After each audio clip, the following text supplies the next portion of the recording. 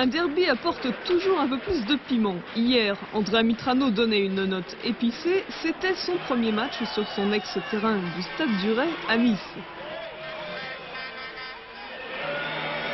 Côté cannois, Pifto gardait la cage de Gilles Morisseau, lui aussi un ancien niçois, indisponible à cause d'une déchirure à la cuisse. Le match part à l'avantage des Niçois. Tête de Bocandé, reprise de Djelmas, mais ratée. L'action importante qui suit résulte d'une action du cannois Primorac. Zlatko Vujovic remet pour Port Vliet au-dessus. 21 minutes de jeu, une contre-attaque de Cannes, il y en eut plusieurs, pour Zlatko Vujovic, coupé par Elsner. Penalty. Et voici un petit chef-d'œuvre de Savic, comme le précisait hier Jean-Marc Guillou, semblable au penalty de Panenka en 1976 en championnat d'Europe des Nations. C'était le dernier penalty décisif qu'il a marqué un gardien, comment il s'appelle, Mayer. Et c'est là où j'ai appris comment ça se fait. Pour l'instant, ça m'a réussi, j'ai fait 4 ou 5 fois, c'est bien. Nice a beau dominer en fin de première période, superbe tir d'Oleksiak et bel arrêt d'Amitrano. La mi-temps survient sur ce but d'avance des Cannois. La deuxième période commence par une belle action niçoise, coup franc de Guérit et parade d'Amitrano. Nice n'en finit plus d'attaquer, c'est encore sur coup franc que Daniel Bravo va inquiéter le gardien de Cannes. Un quart d'heure de jeu, toujours dans le forcing niçois Jean-Philippe Rohr pour Jules Bocandé.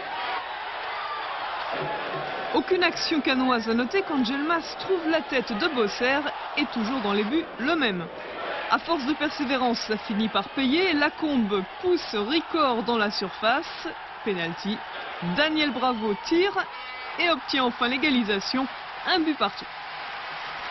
Nice tient alors le match. La balle joue au flipper dans la surface de réparation. Bravo ici. Derrière, c'est Ricord qui frappe et Jules Bocandé qui reprend. Enfin un but. Mon premier but de la saison, mais ça vaut vraiment de l'or pour moi parce que bon, on a gagné et je crois que bon, il était temps pour moi de marquer un but. La dernière action était encore niçoise, tir de Jean-Philippe Rohr et arrêt de l'excellent Amitrano. Fin d'un match sans carton, à croire qu'il n'y avait pas d'arbitre. Nous devons cette performance à Joël Quignou.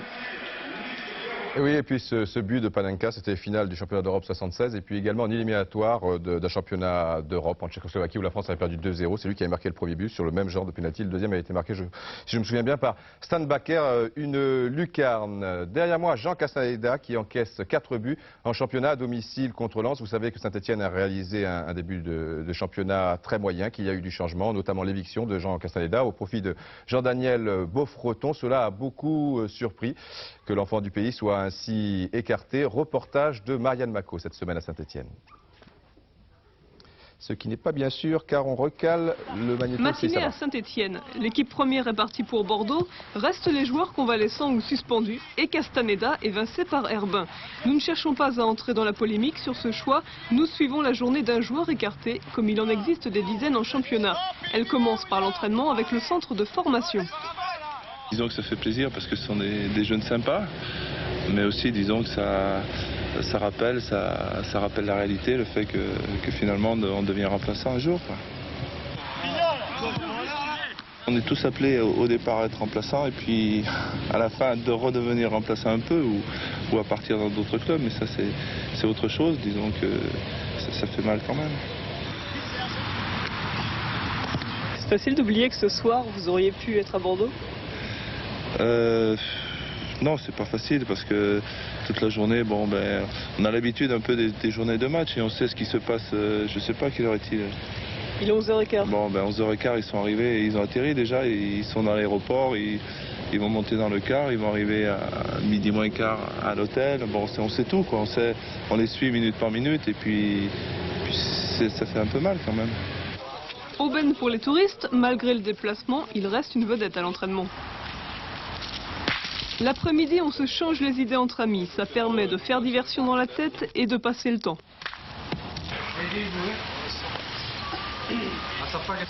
Plus tranquille, la fin de journée, la solitude au bout d'une canne à pêche, autre thérapie. Ça fait réfléchir. Et suivant ce qu'on réfléchit, suivant ce qu'on pense, ça peut détendre ou stresser. Dans ce cas-là, parce que vous devez douter un petit peu en ce moment, non? Oui, je crois que je doute peut-être pas forcément de ma valeur, mais sur certaines choses que j'ai pu faire, bien ou mal. Et il se trouve que Robert a pris la décision de me remplacer parce que bon, il a ses raisons et à la limite je les comprends. Je les accepte peut-être pas forcément, mais je les comprends. Et bon, c'est à moi. Et puis à l'avenir, c'est l'avenir qui nous dira s'il a eu raison ou tort.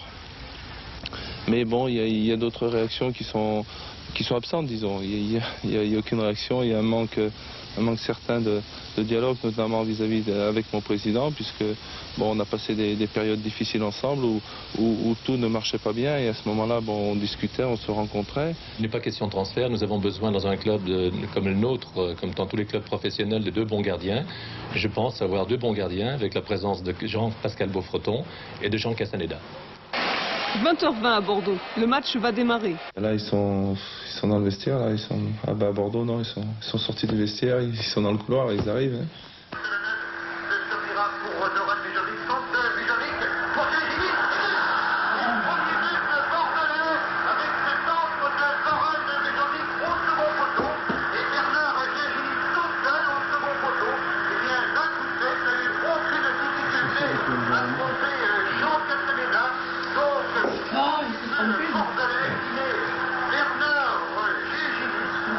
Votre politique maintenant de fonctionnement?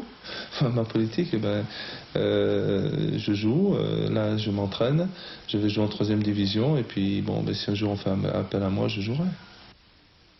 On retrouve Saint-Etienne à domicile contre Monaco, toujours sans Jean Castaneda, et puis un résumé des 4 derniers matchs de cette 8e journée.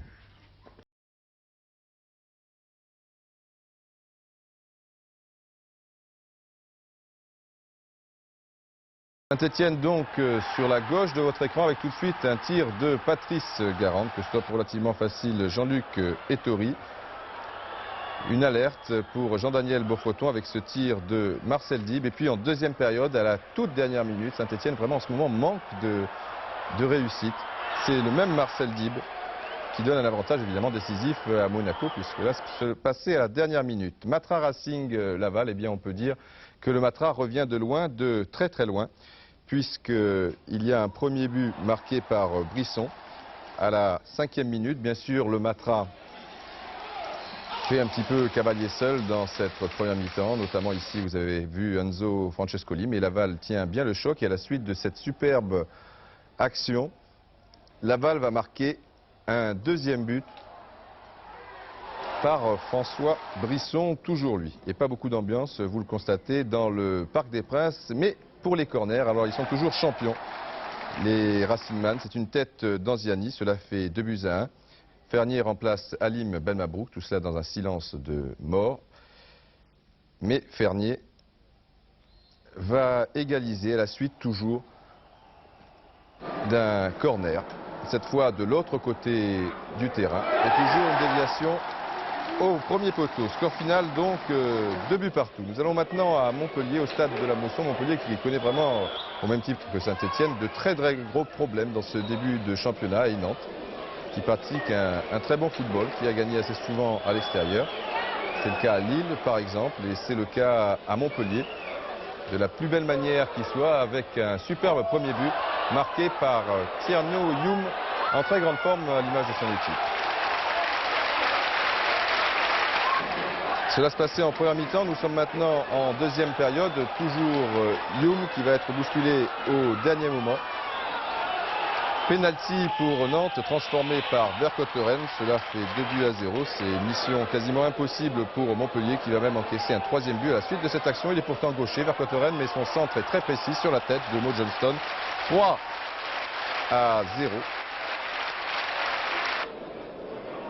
$3-1 à la suite de ce centre, une reprise de Mia et Comboiré qui accompagne le ballon, qui marque donc contre son camp, mais le dernier but sera nantais. Superbe aile de pigeon de Mo Johnston. Tierno Youm, encore lui, qui est à l'origine de ce 2e penalty, qui va être cette fois marqué par Mo Johnston et non pas par Vercotteren. Le premier c'était Vercotteren, le deuxième Mo Johnston, 4 buts à 1 donc pour Nantes. Lille contre Lens, une victoire difficile. Les Lillois qui jouent en maillot blanc, qui inquiètent un petit peu la défense lensoise sur cette action ou encore sur celle-ci et qui va encore marquer à la dernière minute, tout comme Monaco donc. Alors qu'ici il y a un défenseur lensois qui sort sur la ligne sur une tentative de Mobati. Voilà, alors que la défense remontait. Le gardien a bien anticipé. Mais Lille domine trop nettement. Corner sur corner. Curieusement, à la 89e minute, suite à cette attaque, eh bien, Lens va bénéficier d'une bonne occasion. Mais quasiment... Alors que là, c'est Arsène. C'est donc la deuxième mi-temps. Oui, en fait, c'était la 45e minute, cette occasion lensoise.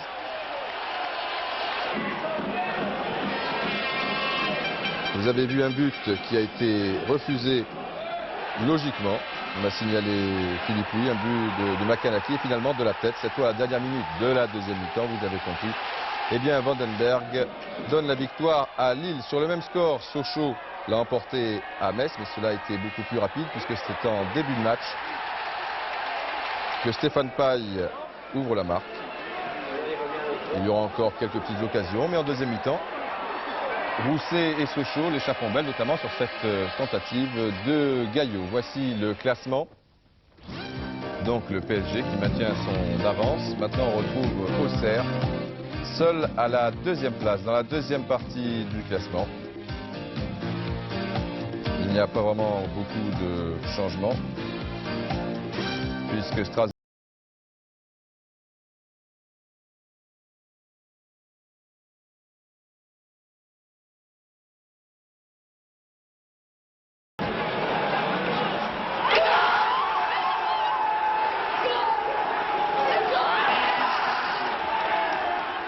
Eh bien, c'est le but nantais. Très long centre au deuxième poteau, au troisième, même s'il y en avait un d'Ayache. Mo Johnson qui remet bien dans le paquet. Une petite erreur de Julio César qui dégage dans l'axe. Mais regardez Tierno Youm, il a Vercotteren sur sa gauche. Et là, il y a beaucoup de joueurs montpelliérains. Vercotteren en plus est sur son mauvais pied, le droit. Mais le 1-2 est parfait. Et la reprise ne l'est pas loin. C'était superbe. Nous enchaînons maintenant avec la deuxième division. Beaucoup de monde, non pas vraiment, il y a encore de la place sur les plages du Touquet, dans le Pas-de-Calais, sans doute beaucoup plus de monde sur la Côte d'Azur. Le Touquet, ville très sportive, vous savez que l'équipe est montée en deuxième division. Christian Jean-Pierre.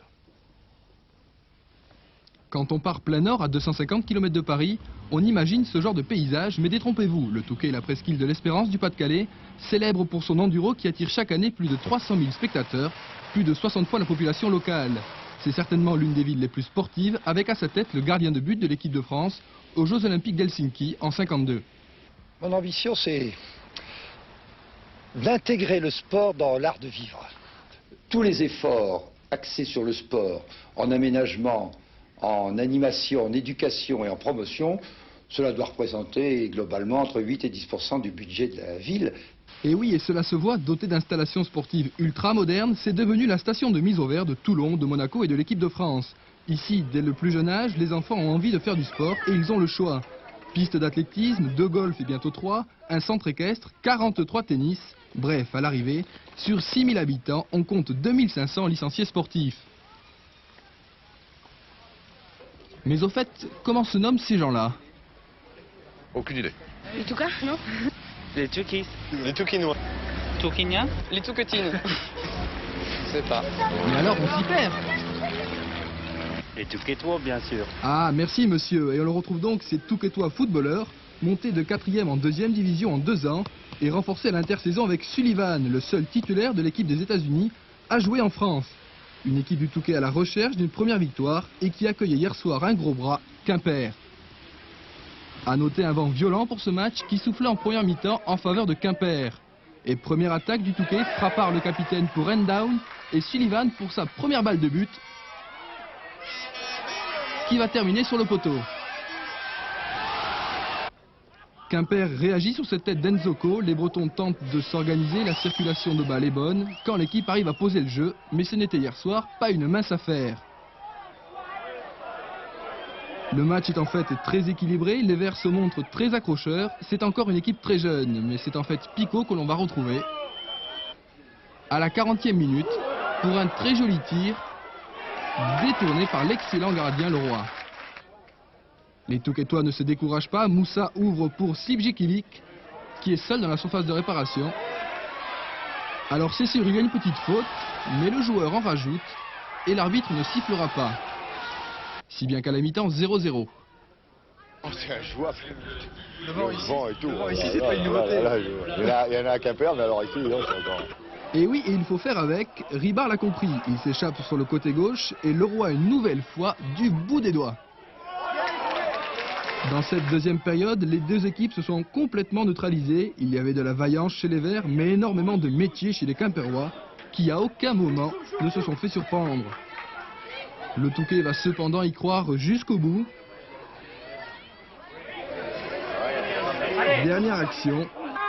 Et très joli arrêt de Michel Etor. Edmond Barak, l'entraîneur touquetois, est-il satisfait? Oui et non.